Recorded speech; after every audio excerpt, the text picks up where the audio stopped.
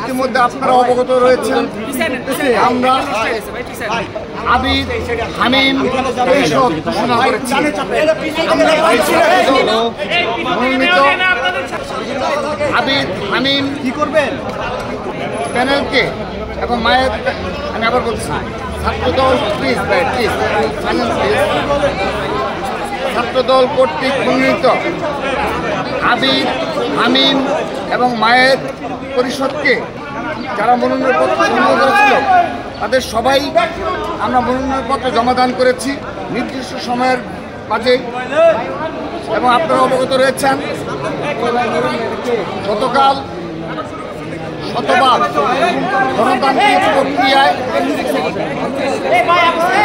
আমরা আমাদের মনোনীত করেছি। আমরা আমাদের ছাত্রদল কেন্দ্রীয় সংসদ এবং ঢাকা বিশ্ববিদ্যালয় ছাত্রদলের নেতৃবৃন্দ ঐক্যবদ্ধভাবে পুরোপুরি গণতান্ত্রিক প্রক্রিয়ায় অভ্যন্তরীণ ভোটের মাধ্যমে আমরা আমাদের সবচেয়ে জনপ্রিয় ত্যাগী এবং ছাত্র সমাজের প্রত্যাশা অনুযায়ী আমরা আমাদের এই ডাকসু প্যানেল ঘোষণা করেছি। সম্মানিত উপস্থিতি, আপনারা লক্ষ্য করে দেখবেন এই আবিদ হামিম মায়ের আমরা শুধুমাত্র ছাত্র সমাজের মাঝে জনপ্রিয়তা কিংবা ছাত্র সমাজের অধিকার বাস্তবায়নে তাদের বিগত সময়ে ত্যাগ তিতিক্ষা লড়াই সংগ্রামকে শুধু বিবেচনা করিনি, আমরা জুলাই আগস্ট গণ অভ্যুত্থানে বাংলাদেশের অল্প কয়েকজন যারা রয়েছে যারা সত্যিকারের ঢাকা বিশ্ববিদ্যালয়ে বীর হিসাবে আখ্যায়িত করা সম্ভব এবং ইতিহাসে স্বর্ণাক্ষরে লেখা থাকবে জুলাই আগস্টের গণ অভ্যুত্থানে সেই বীরদের নিয়েই আমরা আমাদের প্যানেল গঠন করেছি।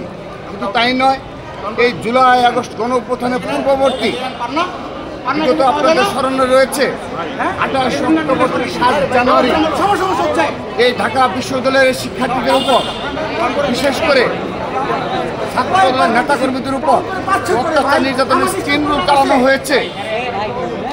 সেই অত্যাচার নির্যাতনকে উপেক্ষা করে এই আবিদ হামিম মায়ের ধারা ঢাকা বিশ্ববিদ্যালয়ের ক্যাম্পাসে মাথা উঁচু করে বীর দর্পে খুনি হাসিনার ফ্যাসিস্টদের বিরুদ্ধে লড়াই করেছে, সংগ্রাম করেছে। এই আবিদ আর হামিম আমাদের দীর্ঘদিনের পরীক্ষিত নেতৃত্ব এবং ছাত্র সমাজের মাঝে খুবই জনপ্রিয়। আমরা সেজন্য গণতান্ত্রিক প্রক্রিয়ায় আমরা আমাদের এই প্যানেল নির্বাচিত করেছি।